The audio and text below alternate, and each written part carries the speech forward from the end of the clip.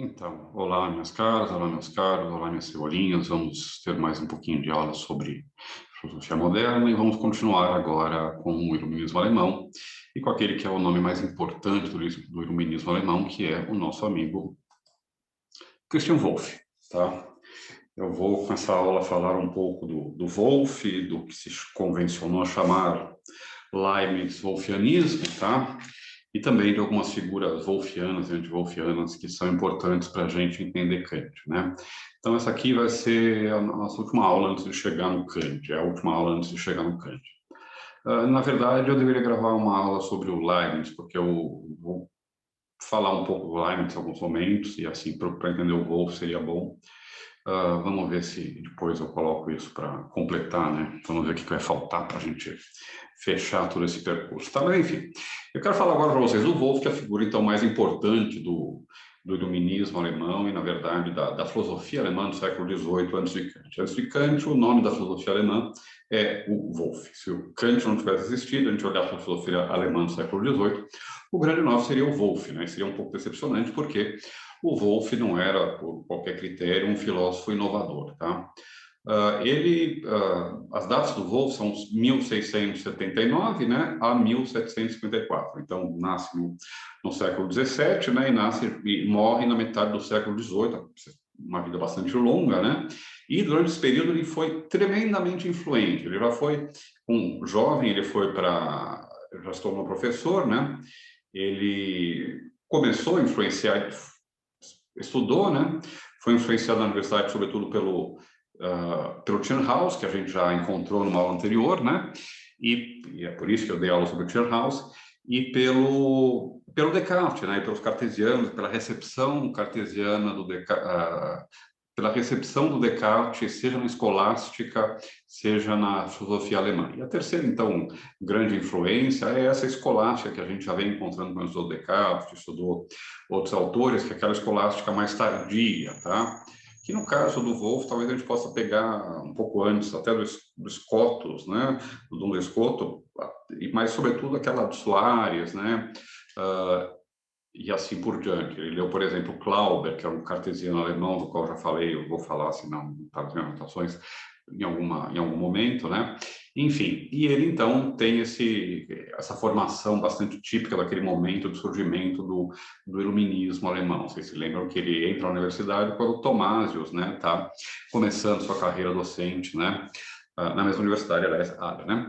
E depois de ler o Tierhaus em algumas notas cita o Leibniz, né? E o que o Wolff vai fazer vai ser procurar os textos do Leibniz, né? Aí, como não tem quase texto publicado, né? Depois eu gravo uma aulinha sobre o Leibniz, eu tenho que fazer isso.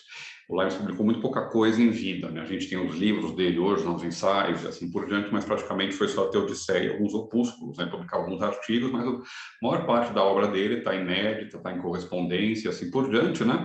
Então ele entrou em contato com o Leibniz, falou, bicho, me explica aí, gostei, curti, e o Leibniz não só, enfim, aceitou ser tutor, digamos assim, do Leibniz, como indicou ele para um cargo universitário, professor de matemática, né, não de filosofia. Vocês vejam que no século XVII, no século XVIII, as carreiras das universidades tendem a ser um pouco fluídas, né, e as cátedras também tendem a ser um pouco fluídas, né. Eu disse para vocês que a filosofia alemã do século XVIII era uma filosofia universitária, né? Mas os filósofos estão trabalhando não só na cátedra de filosofia, né? Nas cátedras de filosofia, mas também nas de teologia, de matemática e assim por diante, né? O Wolff, por exemplo, foi um dos grandes professores de mineralogia e de engenharia das minas, e tem livro sobre isso, né? Então, quem era professor, ele, em certo momento, também deu essas aulas, né? O Kant dava aula de tudo, geografia, antropologia, e assim por diante, né? Lógica, religião, história, tudo, enfim. Bom, a situação universitária na Alemanha, diz que ela era de profissionalização, né, já no século XVIII, porque ela fornecia os funcionários para o Estado, né, mas não era uma posição cômoda. O Wolff deu sorte, né? Por quê?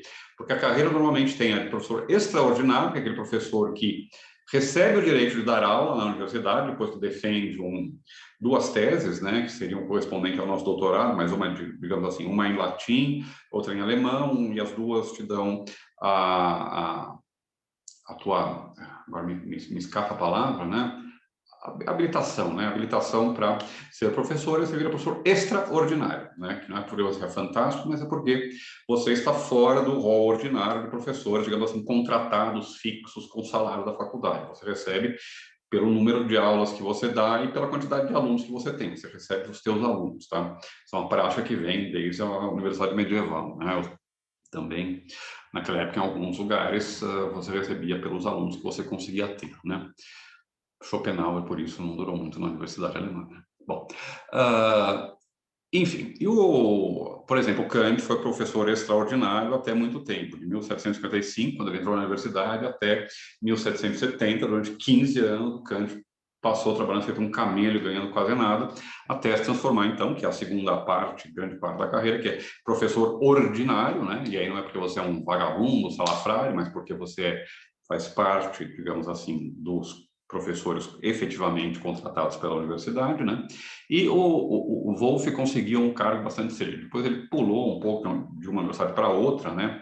Halle, Berlim, Iena, talvez, se eu não me engano, agora não lembro exatamente. Enfim, ele foi lá por 3 ou 4 universidades alemãs, né?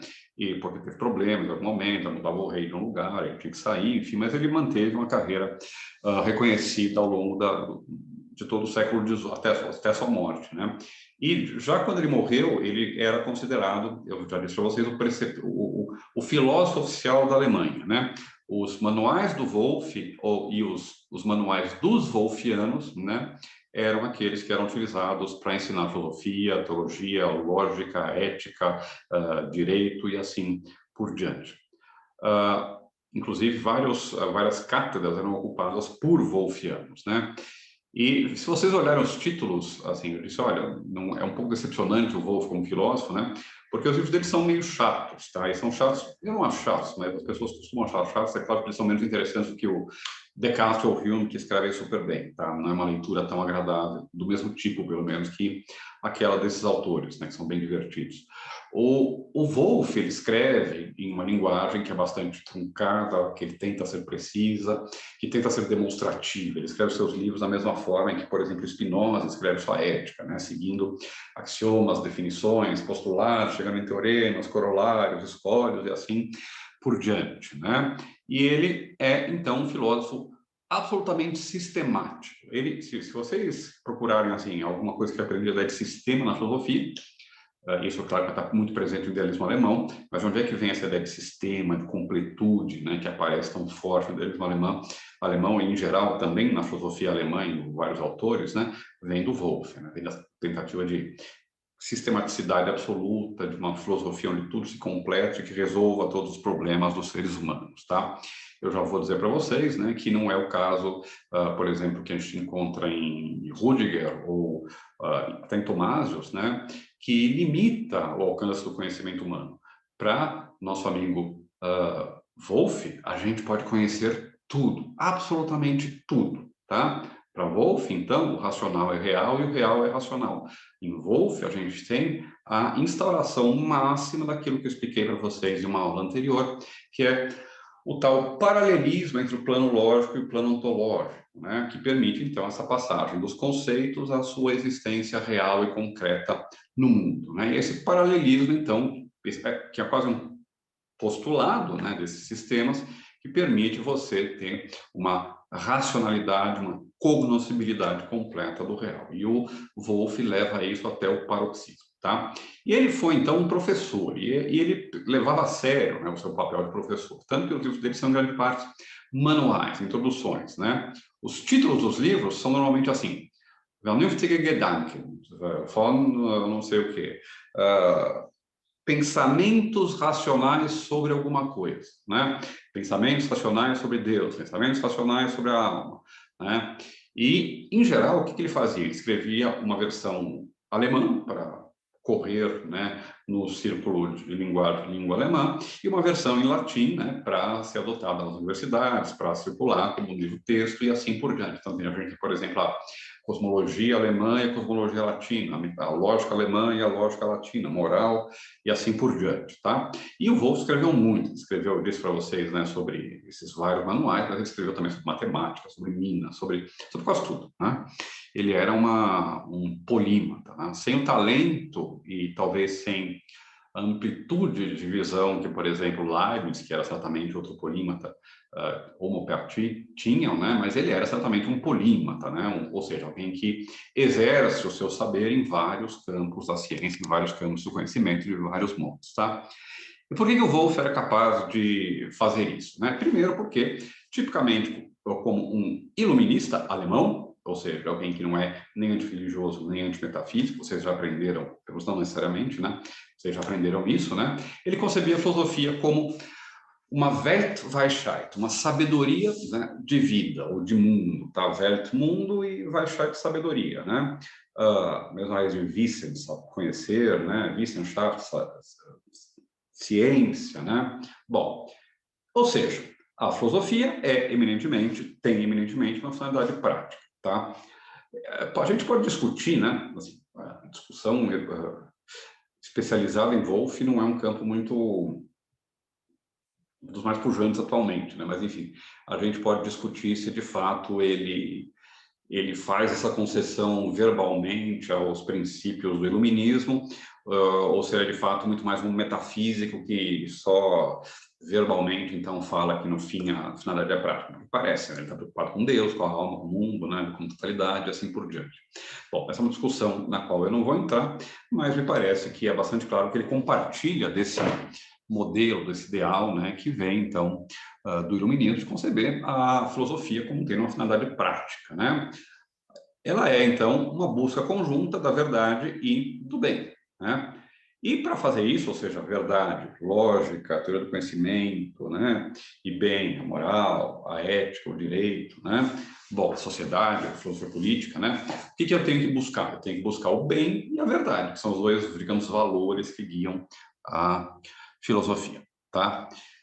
Ao fazer isso, ao escrever essas obras, eu disse então que o Wolff escreve tanto em latim quanto em alemão, ou traduz praticamente as suas obras, são adaptações, né? Mas traduz suas obras para o alemão. Uma coisa muito importante que o Wolff faz é criar e fixar a maior parte do vocabulário terminológico filosófico alemão, tal como a gente usa ele até hoje, né? Ding, Sack, Satz, enfim, tudo isso, né? Vorstellung. Minha pronúncia alemã é uma das melhores, tá? Mas vocês, só para vocês saberem que palavras eu tô me referindo, mas enfim, todo esse vocabulário, né? E outra, né? Wesen, né? Grund, fundamento, tá? Fundamento, o princípio é sempre, às vezes é sexo, princípio, enfim, fundamento, né? É um conceito-chave, é totalmente central para entender a filosofia de Wolff, né? Wolff é um cara que está, como estava antes dele, em busca dos fundamentos, que ele parece encontrar bastante rápido, a gente vai ver que é o princípio de não contradição, e aí, digamos assim, vai em frente, tá? Agora, antes da gente ver se vai em frente, tá? Eu quero também falar algumas coisinhas, pontuar algumas outras coisinhas, tá? Primeiro, o Wolff, normalmente, ele é associado, ele é apresentado como fazendo parte daquilo que era a ortodoxia filosófica alemã antes do Wolff, que é chamada, né? É uma expressão que foi pela primeira vez utilizada, agora vamos ver aqui. Me escapa da memória.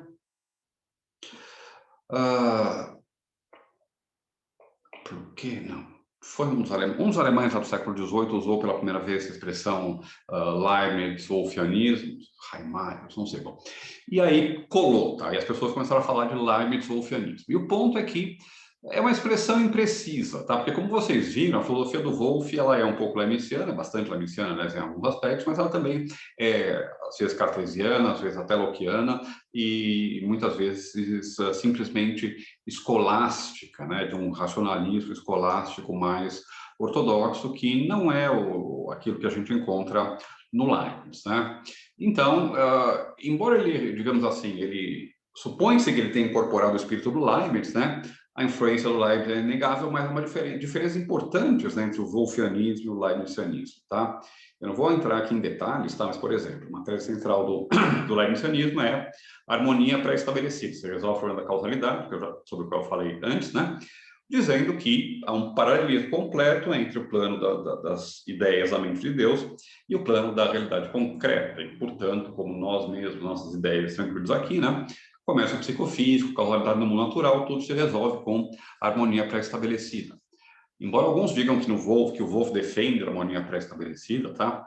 O Wolff não defende, ele defende a harmonia pré-estabelecida como uma mera hipótese, né? Ele fala, olha, é uma boa explicação para como funciona a causa, mas vamos deixar isso aí de lado e vamos em frente, né? Ele não se compromete, assim, com todas as letras, com a harmonia pré-estabelecida do Wolff. Outra tese muito importante do Wolff são as mônadas, tá? Embora o Wolff, a monadologia, a ideia de que o mundo é composto por certas substâncias que são uma diferente da outra, que são indivisíveis, que são incomunicáveis, que são essencialmente espirituais, que são essencialmente também uma série de informação, né? E assim por diante. Enfim, há muita coisa, né, embutida na monadologia leibniziana, né, e que são abandonadas, né, pelo Wolff. O Wolff concebe as mônadas, ele fala que são espirituais, mas na prática elas funcionam como átomos físicos, tá? Ele fala nenhuma das duas é iguais, elas são inextensas, tal, né? Mas ele não chega a assinar embaixo, né, dessa interpretação mais a teoria da mônada, do espelho, todo o universo e assim por diante, né, do Wolff. Ele concebe as mônadas como ele não fala de mônadas para começar, né, ele usa outros termos muitas vezes, né, mas ele concebe elas muito mais semelhantes a átomos físicos do que a entidades espirituais, mesmo que elas sejam inextensas, né. Aqui a gente tem por que ele concebe como sendo inextensas, né?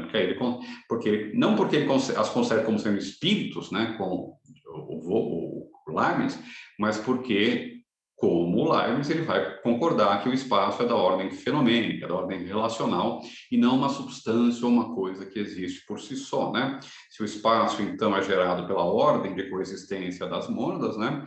Isso significa que o espaço é um subproduto, né, delas, e ele não é em si mesmo real, tá? Nisso ele concorda, por exemplo, com Leibniz. Então, há muitos pontos de concordância, mas também há muitos pontos de discordância. Então, falar de Leibniz-Wolffianismo é um pouco impreciso, né? Outra razão é porque, como eu falei para vocês, muitas das obras do Leibniz importantes vão ser publicadas só depois, né, da morte do Leibniz, assim por diante. A gente não tinha um conhecimento completo daquilo que era a filosofia do Leibniz, tá?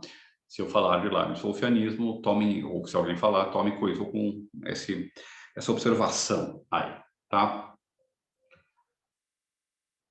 Eu também disse, olha, o iluminismo alemão, ele tende a ser muito mais simpático à metafísica, à teologia, do que os outros iluministas. Isso está muito claro no Wolff, né? O Wolff concebe que a tarefa da filosofia é basicamente mostrar que as verdades da teologia estão corretas, né?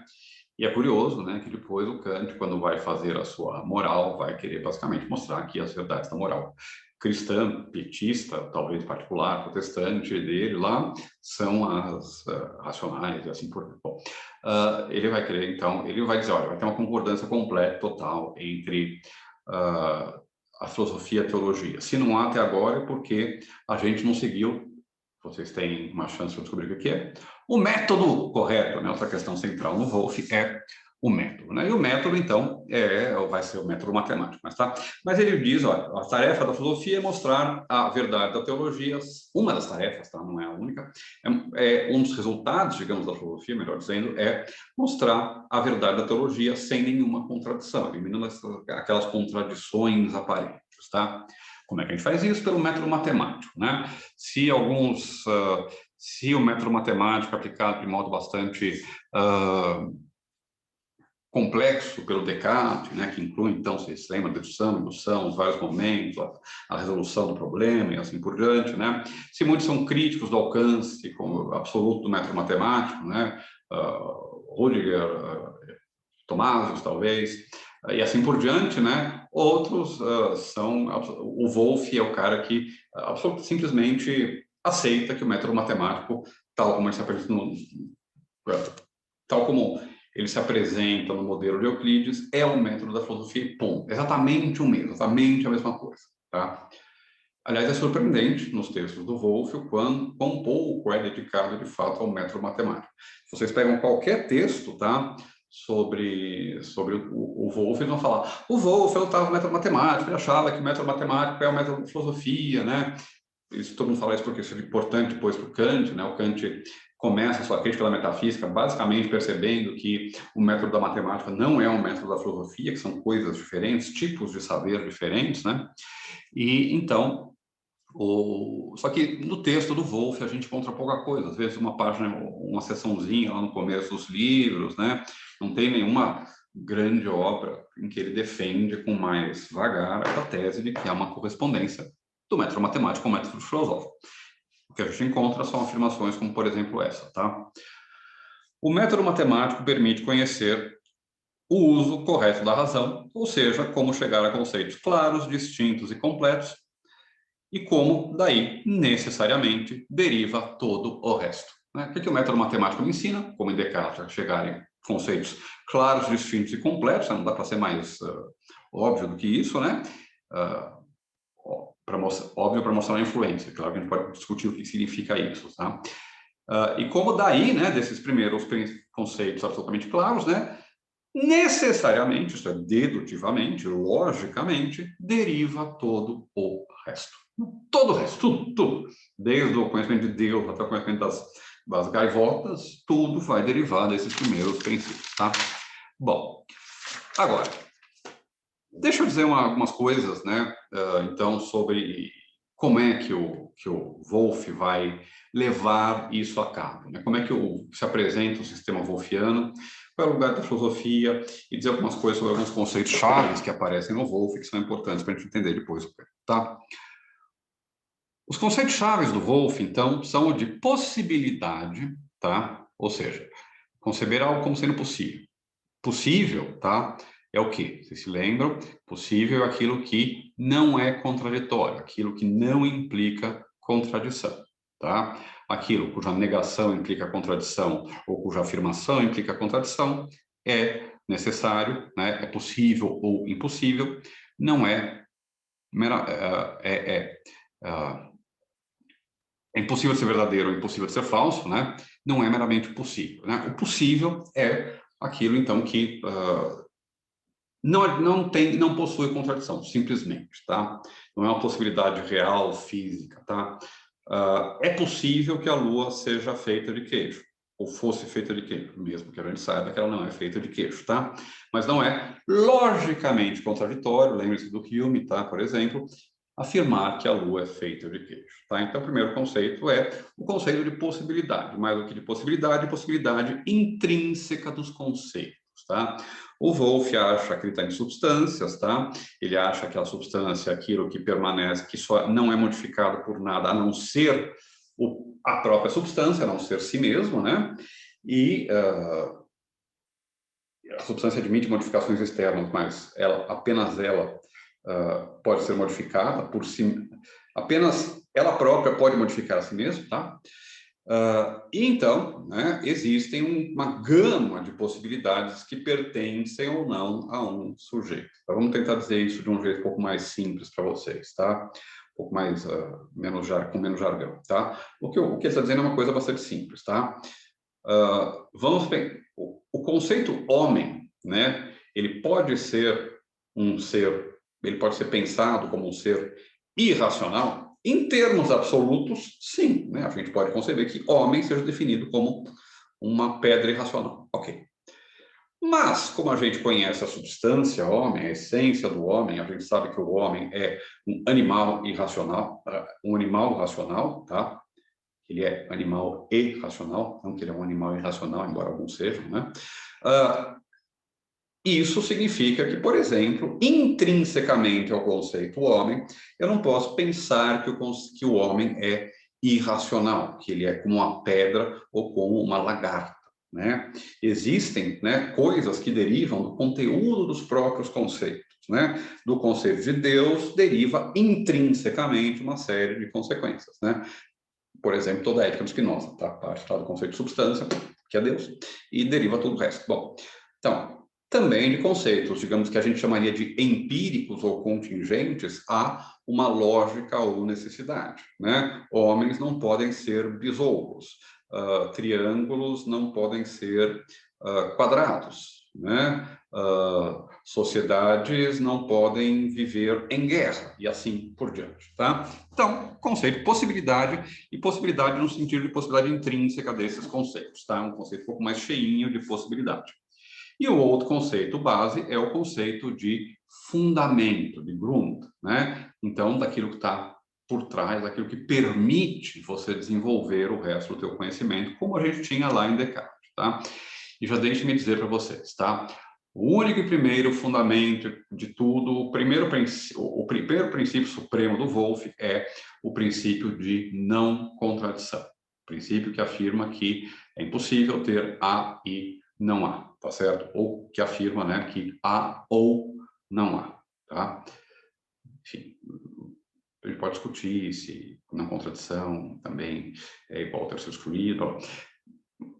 Tá, não contradição é não posso ter há e não há, tá? Ou, na formulação mais adequada para esse período que a gente está estudando, né? Eu não posso atribuir a uma mesma substância, uma mesma propriedade, sob o mesmo aspecto, e negar essa propriedade sob o mesmo aspecto dessa substância, tá? Eu não posso afirmar e negar algo de alguma coisa ao mesmo tempo, sob o mesmo aspecto, tá? Bom, princípio de não contradição. Do princípio de não contradição, para Wolff, deriva demonstrativamente, é uma dedução, tá? Não é uma intuição, não é uma experiência de pensamento, não. Dedutivamente, do princípio de não contradição, ele acha que eu posso derivar um outro princípio chave fundamental, que é o princípio de razão suficiente. O princípio que diz, a gente pode formular de vários modos, mas que diz basicamente, né, que nada no mundo acontece sem uma razão, tá? A gente viu que, por exemplo, em outros autores, isso significa dizer que nada no mundo acontece sem uma causa, tá? Mas o princípio de razão, ele é mais amplo que o mero princípio de causalidade, porque razões são de vários tipos. Algumas são físicas e são causas, mas há razões que também são de ordem metafísica, tá? Há razões suficientes de ordem lógica e metafísica também, né?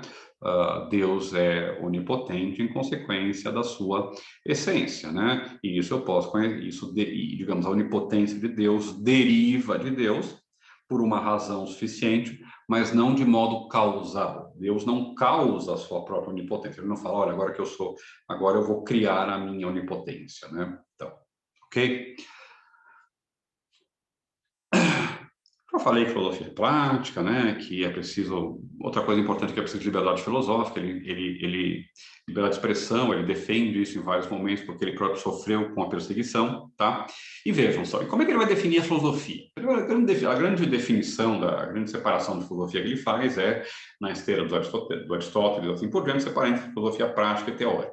Divisão esta que, vejam só, é absolutamente fundamental para entender o Kant, né? É absolutamente fundamental para entender o Kant, porque o Kant também separa basicamente a filosofia num campo teórico e num campo prático, né? Que são exemplificados, então, justamente pela oposição entre a primeira e a segunda crítica, né?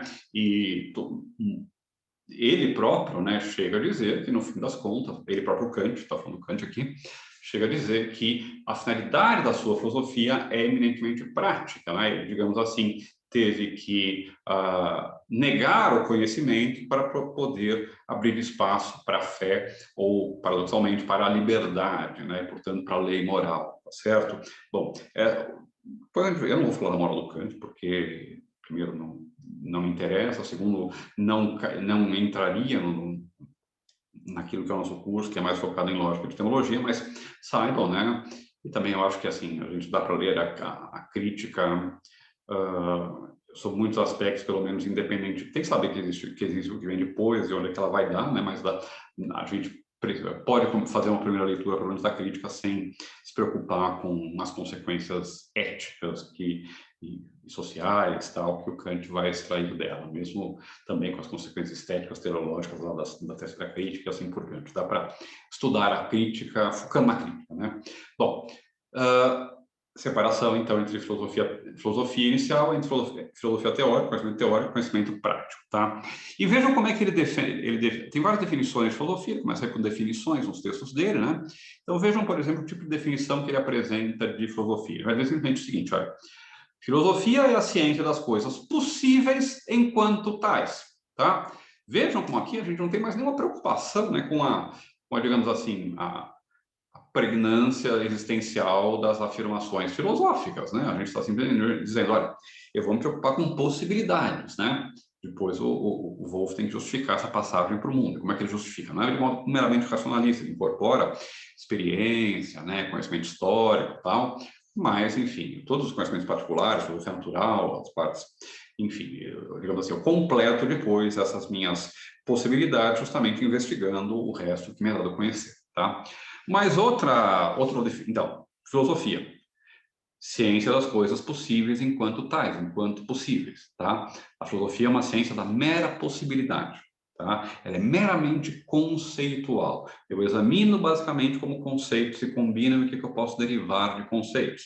Se eu partir de conceitos que eu sei que são verdadeiros, claros, distintos e completos, vocês se lembram, não tem como eu chegar em algo que seja enganoso, tá? Bom,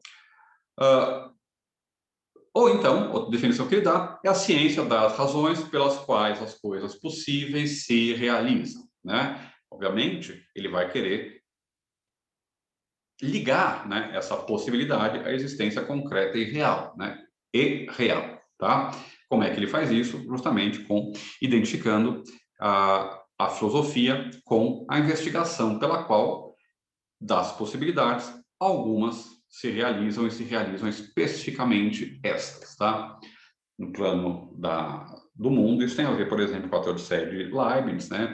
Deus cria o melhor mundo dos mundos possíveis, né? Pela sua vontade, não pelo seu intelecto, mas a sua vontade é guiada pelo seu intelecto, porque é possível conhecer o bem para Deus. Então, ele cria o melhor dos mundos possíveis, aí é uma coisa na qual Wolff concorda com Leibniz, né? E, basicamente, então, para lembrar, possível aquilo que não implica contradição, o que leva a identificar, então, método filosófico e método matemático, né? Você lembra que a gente tinha um problema no filme de como as relações de ideias podem passar à existência, não podiam, né? Bom, eu posso trabalhar concebendo a matemática como sendo uma ciência de relações de ideias, né? E, portanto, uma ciência dos possíveis, tá? Então, na filosofia teorética, ou teórica, a gente encontra, sobretudo, a metafísica, e é o domínio, então, que investiga o conhecer humano, o conhecimento humano, né? E tem a ver, então, com uma faculdade específica do homem, que é o entendimento, tá? A razão. Enquanto a filosofia prática, ela tem a ver também com a outra faculdade humana, que é o querer ou a vontade. Nessa altura, vocês já estão acostumados com a distinção entre vontade e entendimento, entre razão e querer, né? Nos modernos, que a gente encontra o tempo todo, tá? Então, dentro da metafísica, aqui interessa para a gente entender qual é a classificação que o Wolff oferece, porque ela reaparece exatamente assim lá na Crítica da Razão Pura. Ele vai dizer que a metafísica se divide nas 4 seguintes áreas, tá? A ontologia, eu falei que aparece exatamente assim, não aparece, mas depois nas sistematizações do Wolff, vocês vão ver que tem 2 que se juntam, tá? Wolff separa primeiro a ontologia, ou a metafísica especial, tá? Perdão, a metafísica geral, tá? E depois as metafísicas ou as ontologias especiais, que são a psicologia e a cosmologia, tá? E também a teologia racional, tá? Por que esses conhecimentos, a psicologia, a cosmologia, são ontologias particulares ou especiais, tá? Por quê? Para Wolff, essa divisão tem a ver com o fato de que cada uma dessas áreas trata de um tipo diferente de ser, né? A psicologia trata da alma humana, tá? Tema das antinomias lá, perdão, dos paralogismos lá do Kant, né? Tema central na crítica do Kant à metafísica, né? A cosmologia trata do mundo, o mundo não como um conjunto de experiências, mas o mundo como uma totalidade dada. Saber, por exemplo, se o mundo foi criado, se ele é infinito, no tempo e no espaço, e se ele tem há um controle limitado, que tipos de substâncias existem neles, qual é a sua finalidade, assim por diante, né? Perguntas desse tipo, que olham este ser especial, que é o mundo como uma totalidade, fazem parte da cosmologia racional. E a ontologia estuda que ser, o ser em geral, as substâncias, né? A substância é um termo essencial tanto para Aristóteles quanto para Wolff, tanto para a escolástica quanto é para Wolff. Vocês lembram da influência da escolástica no Wolff, que eu disse que é tremenda, né? Então, a substância, a investigação desse tipo particular de ser, cabe à ontologia.